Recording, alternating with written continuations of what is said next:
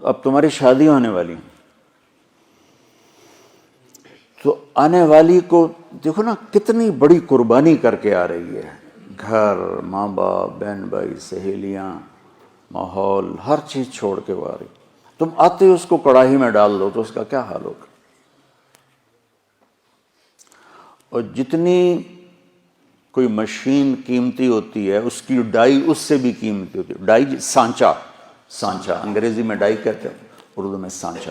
Mercedes کا جو سانچہ ہے جس میں مرسڈیز ڈھلتی ہے وہ مرسڈیز سے زیادہ مہنگا ہوتا ہے.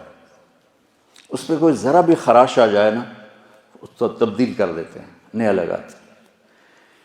یہ جو 2-3 سال ایک ہی ماڈل چلتا ہے کہ نیا ماڈل لانے کے لیے کروڑوں ڈالر پھر خرچ کرنے پڑتے ہیں کہ نئی ڈائی بنانی ہوتی ہے، نیا سانچہ بنانا ہوتا ہے.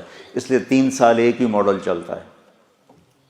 تو دنیا کی سب سے قیمتی مشین انسان ہے جس کا سانچہ ماں ہے، جس کی ڈائی ماں ہے.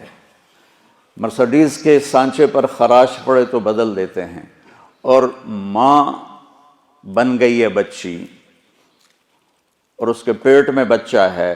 سسر اس کو ڈانٹ رہا ہے، ساس اس کو ڈانٹ رہی ہے، نندیں اس کو ڈانٹ رہی ہیں، دیور اس کو ڈانٹ رہے ہیں، خامد اس کو ڈانٹ رہا ہے. تو ڈائی اندر میں تو پرزے ہو گئی نا. آج کل بچے پیدائشی ڈپریشن کا شکار ہیں کہ ماؤں پر وہ تشدد ہوتا ہے ماحول. کہیں اس کا الٹ بھی ہو جاتا ہے لیکن وہ بہت کم ہے کہ آنے والی بڑی زوردار ہوتی سارے نے گلا لیں دی، لیکن یہ بہت کم ہے. زیادہ یہی ہے کہ آنے والی ایک عذاب میں پھنس جاتی. تو اس لیے میں نے کہا بیٹا ہمارا دین ہمیں کہتا ہے کہ لڑکا بھی گھر چھوڑے لڑکی بھی گھر چھوڑے اور اپنا الگ گھر بسائیں تاکہ 2 کے مسائل ہوں. اب جو بیچاری جاتی ہے وہ سارے گھر کی خدمت اس کے ذمہ ہو جاتی، ماں کی بھی کرے، ساس کی بھی کرے، سسر کی بھی کرے، اور خامند کی بھی کرے، خامند کی بہنوں کی بھی کرے، گھر کے برتن بھی صاف کرے، جھاڑو بھی دے، سارے کام اس کے ذمہ ہوتے. میں تمہیں پہلے بھی کئی دفعہ سنا چکا ہوں کہ اللہ تعالیٰ نے یہ ماحول کیسے آنکھوں پہ پٹی باندھ دیتا ہے. ٹھیک ہے، میری شادی ہوئی فیصل آباد، میرا گاؤں. اس وقت وہاں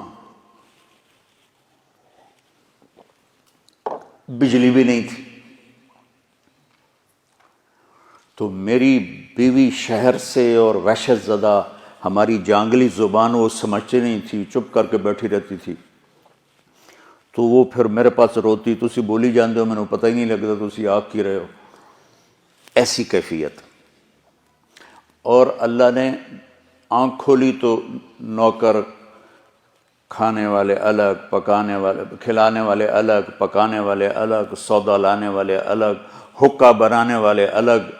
حکے کا ایک مستقل نوکر ہوتا تھا جس کا کام تھا صبح حکا تیار کر کے رکھنا اور پھر عصر کے بعد دوبارہ حکا تازہ کر کے رکھنا.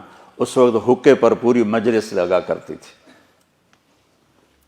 تو میں نے اپنی ماں کو کبھی نہیں دیکھا کہ میری ماں کو اچھا پکانا بھی نہیں آتا تھا اور روٹی گول نہیں بنا سکتی تھی چونکہ سارا کام تو نوکرانیاں کرتی تھیں. تو میری ماں کو کوکنگ نہیں آتی تھی اور نہ ہی کوئی روٹی پکانی آتی تھی. بطور عورت تھوڑا بہت وہ جانتی تھی لیکن چونکہ کام کرنے والیاں ہوتی تھیں تو ان کو بھی ضرورت نہیں پڑی. اب اس ماحول میں جرگا، پوری مجلس شورا بیٹھی ہے، پوری فیملی کی عورتیں اکٹھی ہیں اور گفتگو کیا ہو رہی ہے؟ تیری ماں تا چولہے تے سڑدی پئی ہوندی ہے تے بیگم تیری ٹھک تے پیڑے تے بیٹھی ہوندی، ٹھک تے منجی تے بیٹھی ہوندی. اور میں ہنس پڑا.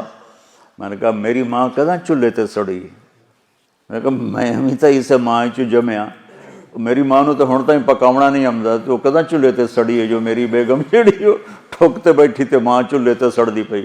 میری ماں صرف نگرانی کے لیے جاتی تھی کیا پک رہا ہے کیا ہو رہا ہے بس.